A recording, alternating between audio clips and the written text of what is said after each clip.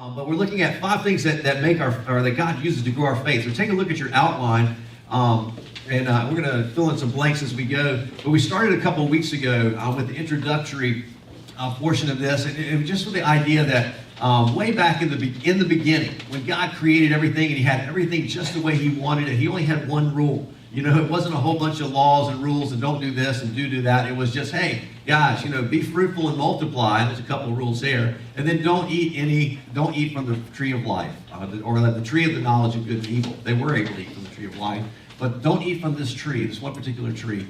And what happened was, it was not so much that Adam and Eve took of that fruit and sinned. And that's a part of it. But before they ever took of the fruit, what happened is that they broke faith. They broke trust with God. They began to question God, are you really telling us the truth? Are you really the one in position to tell me what is right and wrong? And so what they did was they decided, you know what, we're going to put ourselves in the place of God. We're going to stand actually in judgment of God. We're going to be the ones making the decisions, calling the shots. And they broke faith and they broke trust with God. And the story of the Bible is that God so loves us and cares for us, is that ever since that moment, He has been working to restore that relationship of faith and trust in us. And part of the reason why you're here today is because God is at work trying to build your faith. And what we see, though, in this series is that there are at least 5 things, and they fan out into other things, that God, there are some things that God uses that we can identify and say, these are things that grow our faith. This is how we grow in trust and faith in God. Whether you're really far from God, whether you're somebody that says, you know what, I'm just not sure about the God thing yet. I'm kind of looking at it, I'm kind of interested. If that's your starting point, the truths of what these things are, God can use those in your life to move you towards growing that trust and faith in Him again. And then if you're a very young believer or you're a very mature believer, these things are still true in our lives. This is how God grows our faith, and He wants to blow up our faith and make it big so that we just have this incredible confidence in Him. And we can go out into life and just overcome and live in such a way that we just haven't experienced the joy and the presence of God in our lives. So what are those things? They're on your outline. They're filled in for you. Last week, Tuck talked about practical teaching, and this is how God shows us where we are and where we need to get to. That one of the things that grows our faith is being in an environment where God's Word is taught in a way that you can understand and that makes sense to put it into practice in your life. And when you get to that place, because a lot of us, we open our Bibles, maybe you grew up and you're reading the King James Version of the Bible, which is a great version, but it's really hard to understand. And you just didn't see the connection between, this ancient document and modern life. But there really is. And that when we put ourselves in that place where we're actually hearing in a Bible study or in a message or in a church that's teaching the Bible in a relevant way so that we can understand it and begin to try out some of these things, that's how God grows our faith. One of the illustrations that Matt had in his message last week, I don't know did he bring the can of paint up here? Yeah. Okay, so paint can. So unapplied truth, one of the points of last week's message of practical teaching is that unapplied truth, we want to hear the truth. We want it to be practical and relevant. But if we don't do anything with it, it's like unapplied paint. And you can go and buy the nicest paint in the world, but as long as it's sitting in that can and not being applied to the walls, it's doing you absolutely no good. So it's so important that we put ourselves in a place where we're getting God's Word taught to us in a way that we can understand, but that we actually get it out of the can, so to speak, and begin applying it to our lives. That we've got to trust God. And that when God says, here's a way to grow your faith. Here are some, I've made you, I know how you work, so don't do this and do this. We go, okay, God, I'm going to trust you with this. I don't get it. Culture's saying something else, but you know what? This isn't working over here in culture, so I'm going to try. I'm going to trust you. So unapplied truth is like unapplied paint. It doesn't work. You got to get it out of the can. This week we're going to be talking about providential relationships, so I'm not going to say much more about that until later. The third area is private disciplines. These are the things that most people think God uses to grow our faith, and this is certainly one of those areas. It's like learning how to study the Bible, learning how to have a devotion, learning how to pray, learning how to memorize Scripture and meditate on. There's all these things that you can do as private, meaning these are the things that you can do on your own. That there are things that you can do on your own to grow. And so most of the time we think this is how I grow, but there are other areas as well that we're talking about. The fourth one is pivotal circumstances. We'll get to that in a couple of weeks. Is that when you look, and where we're getting these things is if you think of somebody that who is a godly person full of faith, if they tell their story, you're going to discover that these things are present in their story. And they would say, you know what, there was this circumstance that happened in my life. And I didn't, it's a lot of times it's the difficult ones, it's the hard ones. Like, why did these things happen? Why did God allow this to happen? and we begin to pursue him, and we realize as we look back, wow, God really actually used that to grow my faith. And then the final week of the series, we'll talk about personal ministry. That's getting involved in using what God has gifted and equipped us with to serve him. So here's what I want to do this morning as we get into providential relationships. I got one question. It applies to everybody in here. You're going to share. You're going to turn and talk to one of your neighbors. You can use this as an opportunity to meet and greet a little bit. But I want you to think about, and I want the answer not to be your parents if you can avoid it. The answer hopefully won't be, what was my mom or was my dad? If you can't think of anybody else, that's fine. You can say that. But here's the question is, who has God used in your life, or who has God possibly used to point you to greater and bigger faith? For some of you who are, in the faith and you're walking with God, you can say, hey, this person, who is one of those people? Because there's going to be a bunch. And for those of you who are kind of still looking in, you haven't kind of gotten into the God thing yet, you can maybe say at least, well, maybe this is who God might be using to grow my faith. So and you've maybe heard me share my story before. And if you haven't, or if you were to hear my story is full of those people. Usually when I think about how God has grown my faith, I usually think of those things, those spiritual disciplines, those private disciplines. But when I really think about my story and tell it, God has used so many people in my life. One of those, there was a couple guys, when I was in high school and I got involved in the Fellowship of Christian Athletes, I will never forget these. There were several young men in their late 20s, early 30s who weren't yet married, and they just didn't sit on the sidelines, but they started volunteering with our Fellowship of Christian Athletes. They started volunteering in our youth groups. There was one guy, his name was Jeff Orban. Funny thing about Jeff, I mean, he was born on February 14th, Valentine's Day, and the guy has never been married. He is like the opposite of love. He's like a bachelor till the rapture kind of guy. But Jeff just loves students, and he worked at the newspaper in Raleigh, but he just got involved in student ministry. Another good friend of his was a guy named Eddie Thomas, and Eddie Thomas was actually like a personality on our radio station in the area. He was involved in our church and involved in our youth ministry, and we would just hang out with these guys and play ping pong and shoot hoops and all the stuff that we do together, as well as they would lead us in our Bible study time, and they just invested in our lives. And I know that they know because they've been doing it for all their lives. I mean, since when I was a young guy, they've been making such a difference in young men's lives by their investment. So Jeff Orban and Eddie Thomas made a huge difference in my life. Then I got into college, and the funny thing was, when I got my freshman year of college, I don't know if they still do these things or not, but we learned somehow that, hey, some of the area churches, they would just send their vans to the college. They would meet in this circle, and you could just go and climb in a random van, and they would take you off the church. And that sounded a little weird, and I don't know how it was, but I ended up at this one church, and the pastor, his name is Don Brock, and he is an amazing man of God, and he became a mentor to me. But one of the things that Don, what he did for my life was I would go to him and I would say, hey, this is what's happening in my life, and I would share and be honest about some stuff. And the cool thing about Don was he told it to me straight.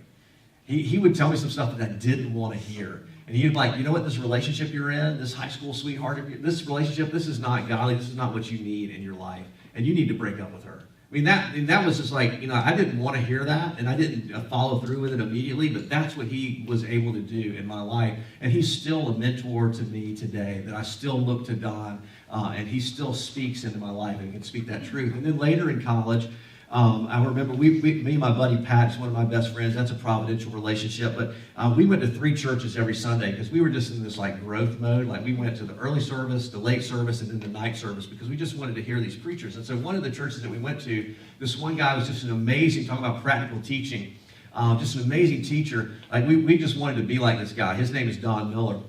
So we went to Pastor Don. We said, Pastor Don, we want you to disciple us. We want you to be our mentor. And he was like, no.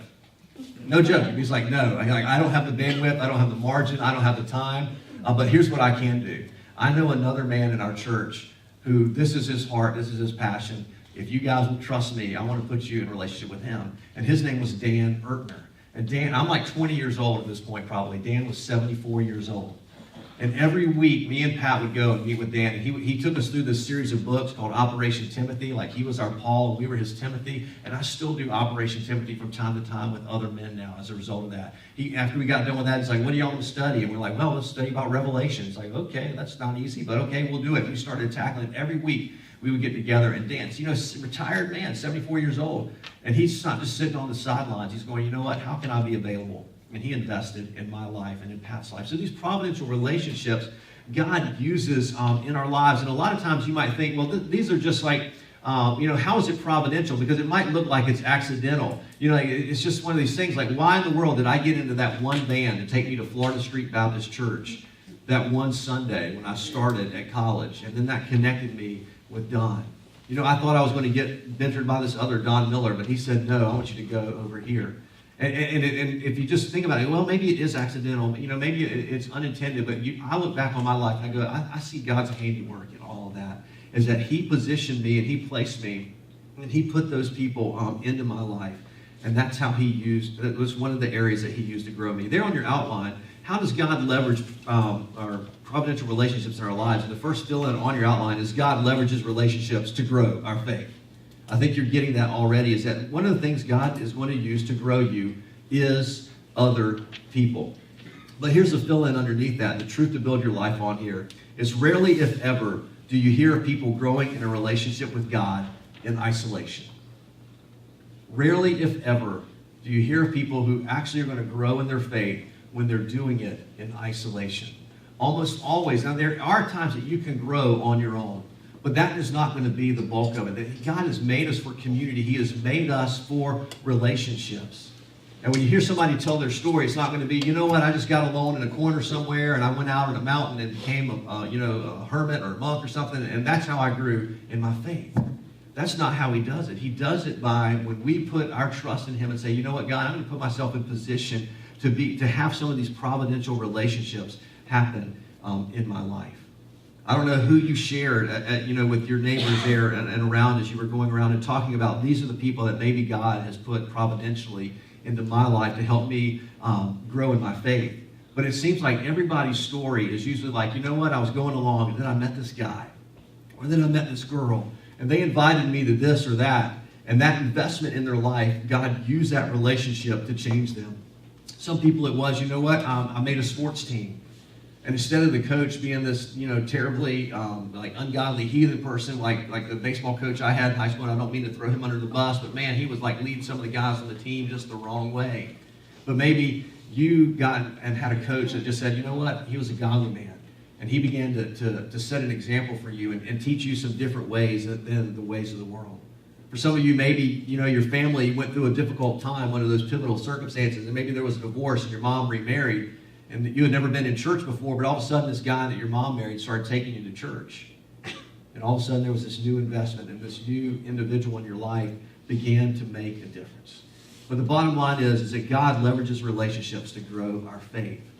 And that he puts us in those relationships and that he can use those people. But just as that is true, as much as God can use relationships to grow our faith, the second fill-in there on your outline is that our journeys can take a negative turn at a relational crossroads as well. God can use people to grow our faith, but at the same time, people can also be used to draw us away from God. And I think you guys can see that in your own life. So many people, their story is not, I met this person and they invited me to church and they started investing in my life and I started to grow. It was, I was in church. I was going along and I was learning and I was growing in my faith, but then I graduated from high school and I went off to college and I started getting into some friendships and relationships and my faith began to take a back seat and then it was put on the back burner and then all of a sudden there's no involvement in a relationship with God. That some of these relationships that could have had a positive, that you missed out on those, and all of a sudden there was these negative relationships that were pulling you away. That you moved to a new town, and instead of getting involved right away and putting yourself in a position to get some new providential relationships, you didn't get connected with the church, you didn't get connected with the Bible study, and the new relationships at work, the new relationships with school began to undermine your faith and began to undermine the foundation of what God was doing in your life. Is that faith can destroy, or faith relationships can destroy your life as much as they can strengthen it. So we've got to look at it and go, God, what are you doing in my life? What are those relationships? So where do we go from here? One of the things that we need to learn is to leverage the healthy relationships that God puts in our lives because there are some unhealthy ones that are unavoidable. Think about where you go to school and work.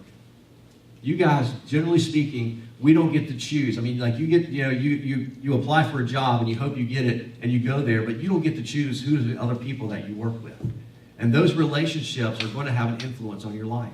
If you're a high school student, most of the time, you're not choosing which high school you get to go to. If you're a middle school student, you don't get to choose what classes you're going to be in all the time. Or you may choose an elective, but you don't know who else is going to be sitting in those seats next to you. And then there are just some relationships in your life that are unavoidable. And some of those are going to be those negative ones that you can't avoid. So what do you do about that? You just run and hide and go into a corner or put your head in the sand? No. Those are some that you're just going to have to live with. But the way you counteract that is you proactively put yourself in position in other relationships so that there's a positive influence, a faith-building influence in your life to enable you to withstand some of the temptations in your life. I was just talking with somebody this week who God has placed me in their life somewhat as a mentor. They call me and they connect with me. They live out in North Carolina. And they've been sitting on the phone this week, but here's the thing, it was a positive thing. They had just gotten a new job. And they were really excited that because their previous job, they were around all of these people that were a negative influence. And they were honest. They said, you know what, Mike, I'm just a weak person. I'm just not very strong. I kind of go with the crowd. And because I was around all of these people who were just choosing all of these behaviors that weren't godly, I was just suffering. I was moving away from God. And they were so grateful that God had positioned them now in a new job. And the testimony or story there was, hey, there's these men in this particular job that seem to be more godly and they're being a better influence. But one of the weaknesses of this individual was he's been trying to grow in isolation. Is that he was in this job that had all these negative influences, but he's also, as much as I've tried to counsel him to get involved and to plug himself in church and in those providential relationships that could be there, he's been trying to grow on his own. And he's been staying out on his own. And his faith was going weaker and weaker and weaker. And I'm so glad he's got this new relationship, this new job where he can grow again. But he's still got to get out of isolation. But I'm grateful that he can at least identify, I'm weak, and he can see those things that he's moving through. So we need to learn to leverage the healthy relationships to counteract the ones that are going to bring us away. The next thing we need to do is to be intentional about the gravitational pull of culture, because culture is going to pull us down. You think about this. How many times are you tempted to do right? I'm very rarely in my life tempted to do something good. I'm always tempted to do wrong things. That the negative things come in and go, am I going to do that or not? So the culture is going to be pulling us down. And so we've got to be intentional about putting ourselves in places that are going to pull us up. How do we do that? Look at the scripture there on your outline. I love these verses. Proverbs 13:20. It says, walk with the wise and become wise, for a companion of fools suffers harm. If we want to grow in wisdom, if we want to grow in faith, it's important to put ourselves around people providentially that are going to help us grow in our faith. If we're pulling back and trying to learn and grow in isolation, it's just not going to happen. And the bottom line is, if you don't choose to be around people of wisdom, you're either going to be in isolation or you're going to be around those that the Bible might call the companion of fools. You're going to be around people that are pulling you away. And in the New Testament, the verse that says it in a similar way, 1 Corinthians 15:33, it can't be more blunt. Do not be misled. Bad company corrupts good character. Some of you read that verse and you're thinking bad company. It was a great band, right? Anybody? Two of you that were music fans in the 70s. There was a band called Bad Company. But don't be misled. Bad company corrupts good character. The people that we are around are going to make a difference in our lives. I'll never forget when I was in high school, and I never saw the movie, I just heard about it.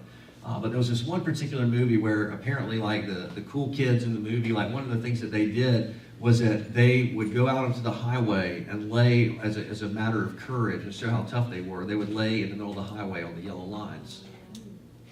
You know what happened? All of a sudden, there was an epidemic in high school life of kids laying in the highway getting hit by cars because they saw it in a movie. Bad company corrupts good character. And this is not just for students. It's true of all of us. Bad company has corrupted a ton of good marriages. And it's not that your spouse is bad company, but that you've chosen to be around other people that are living in such a way or tempting you in such a way that it corrupts what's going on in your home life. Bad company has pulled far too many alcoholics off the wagon, so to speak, and back into those addictive patterns. We have to make good choices. Bad company corrupts good character for all of us. Think about this. It's getting to the so what of this. Bad company corrupts good character. Walk with the wise, become wise. What do we go from here? What's the application of this morning? One for everyone in here is one way that we put ourselves in a position to have a providential relationship, make a difference in our life, is to join a Sunday school or a growth group. Every Sunday after early service, every Sunday before late service, there's something sandwiched in between. It's called Sunday school. And one of the powers of that, one of the powers of Sunday school is it gets people out of rows. Like they got you in rows here, and it's just kind of like top down, and I'm trying to teach you and pass on something to you. But the way that you grow is you get out of the rows and into circles, and you're getting around the table, and you're sitting in a living room somewhere, and you're talking about God's word, and you're sharing, and you're talking about life, and you're doing life together, and you're connecting with one another. So if you're not already connected with one of our Sunday schools or our growth groups that are happening on Sunday nights, we have one for our 20-somethings on Tuesday night. I want to challenge you to make that choice to go, you know what, I need to be involved and invested in this. And the deal about that is, because I know some people, they're just going through the motions. You know what, I'm going to go through the motions for God, or I'm going to go through the motions for mom and dad, and I'm just going to show up and sit there, and and I'm here, and maybe God, whatever. You've got to engage. It's good, you got to show up, but you've got to engage as well. The next one, this is for our students, I believe, this one's as simple as show up. I want to challenge our middle school and our high school students. One of the most important things you can do for your life is simply just to be present.